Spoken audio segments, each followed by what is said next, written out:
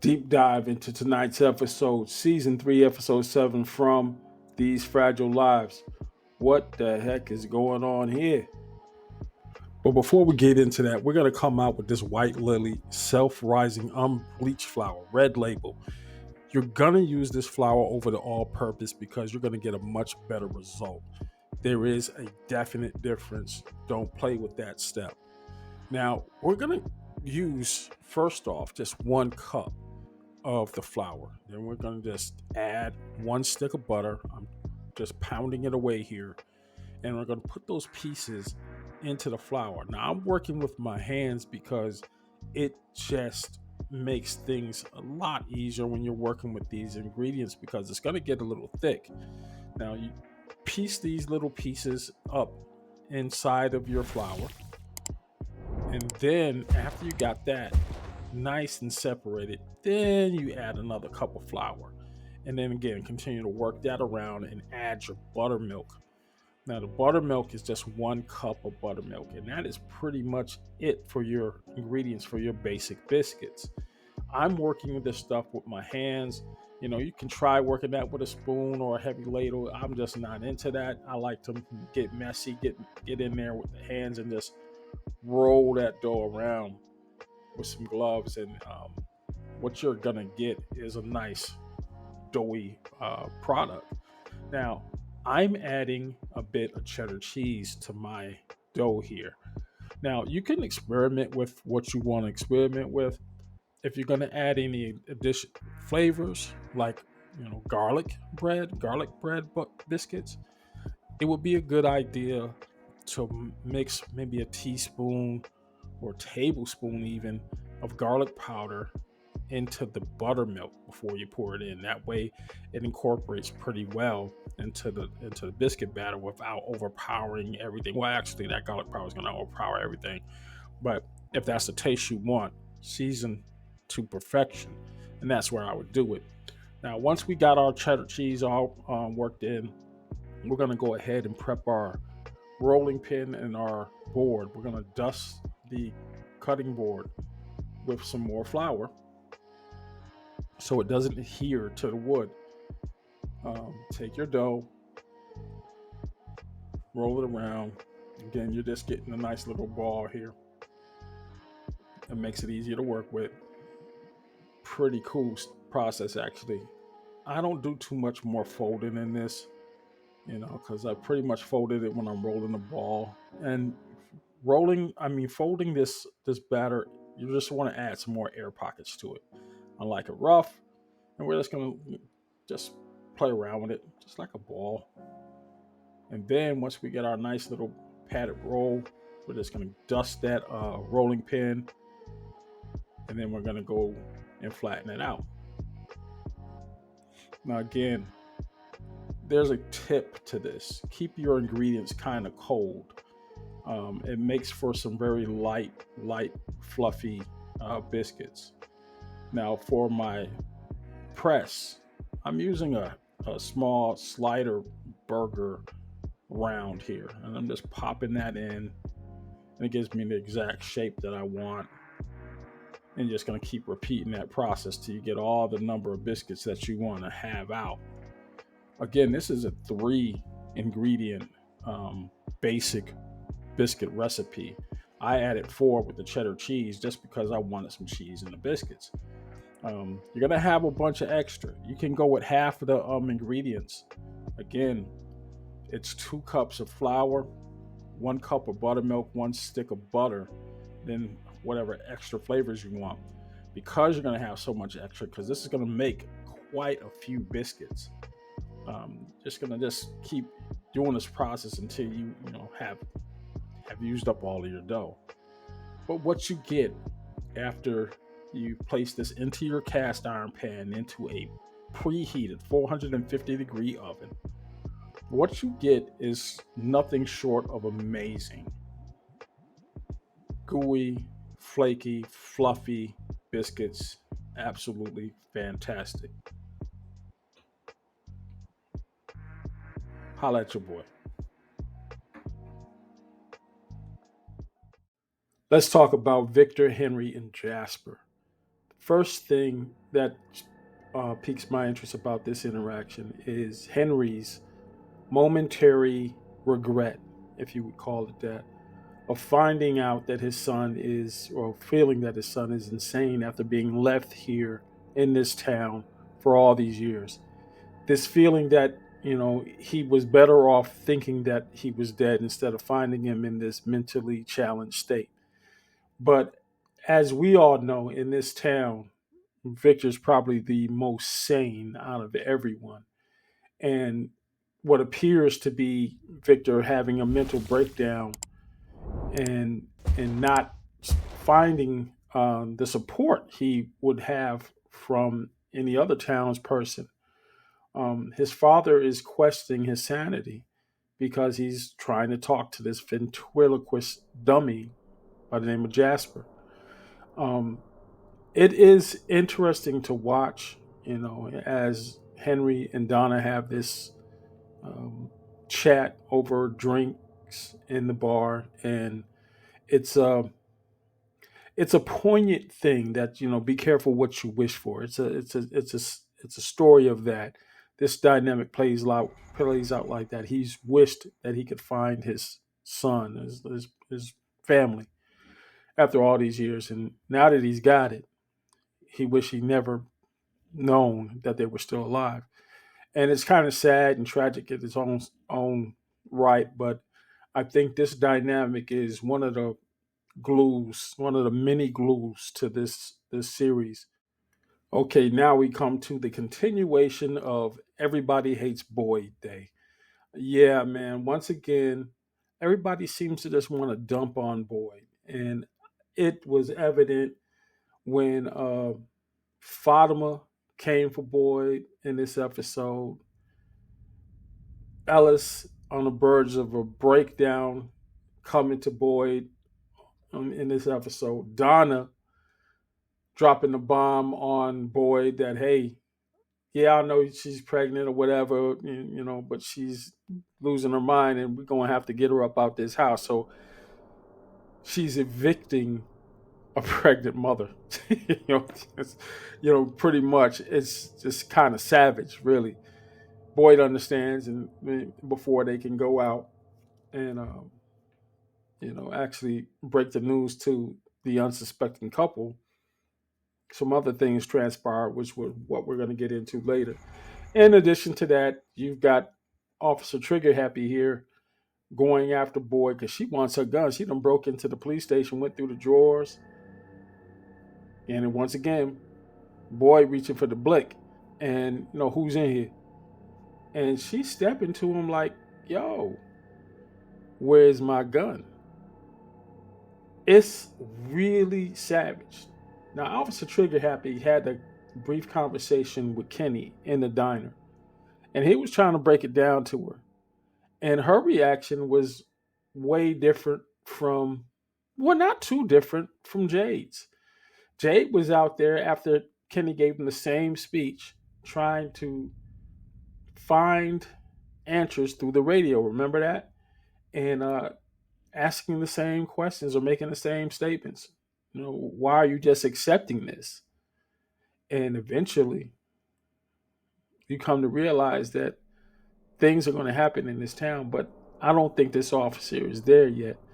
She wants to hold on so dearly to that uniform. Boyd is telling her to, go ahead, take that uniform off, go get some different clothes. You ain't got no authority here. She wants to hold on to that authority. He called her out. Said, what you been on the force for? What, 2-3 days out the academy? Oh, she took offense to that. Called herself a real cop, not a fake one like Boyd. Well, here's the deal. You don't know what you don't know.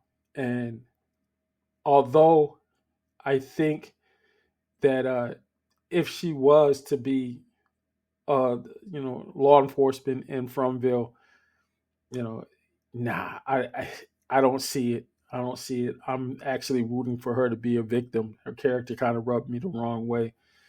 I want her to get that realization quick, though, that, you're not in charge. You can't seize control. You couldn't even control yourself the first night. So much so that you ended up shooting and killing somebody. Well, mortally injuring somebody before, the night was out. We come now to this uneasy alliance with Elgin and the kimono woman.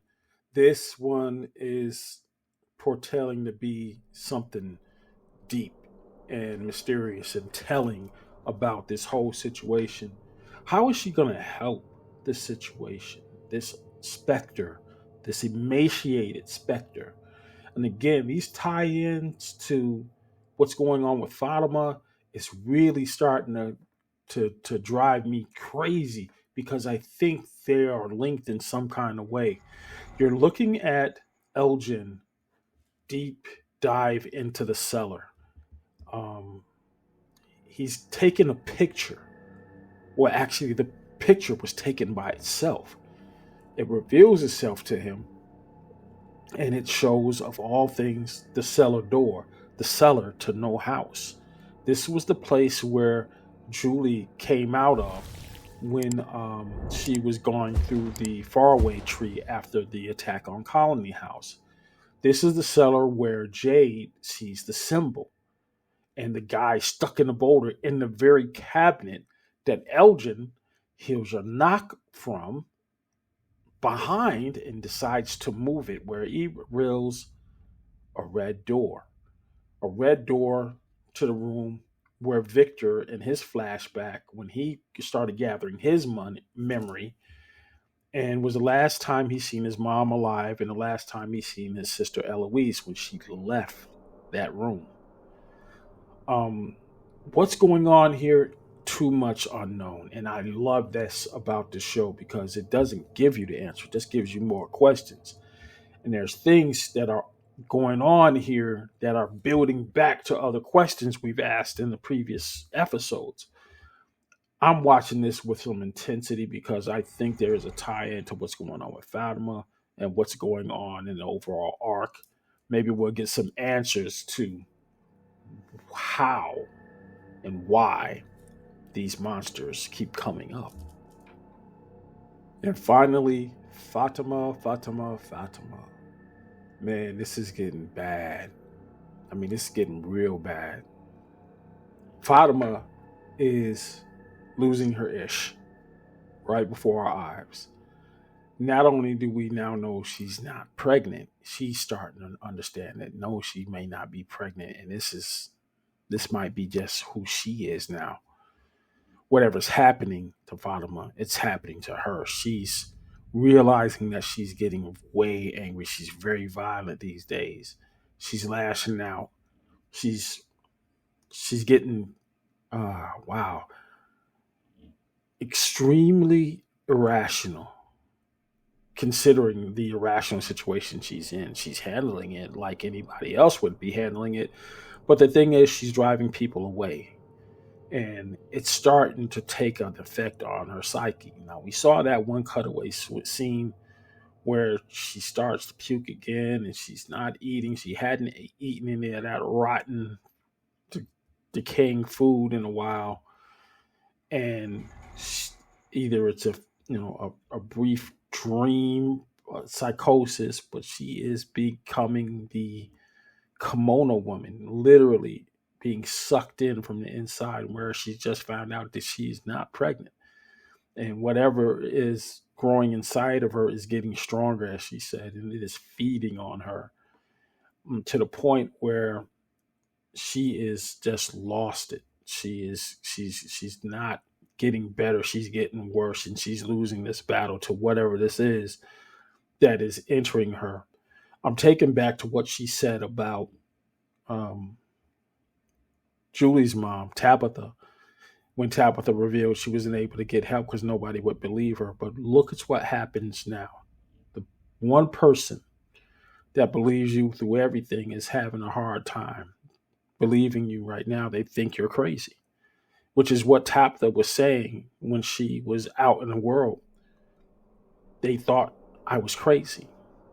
Even Officer Trigger Happy decided to chime in that meeting in the diner and said, "Hey, we were about to lock her back up. That's why we had her handcuffed in the ambulance in the first place. She's clearly out of her mind. That was a thought.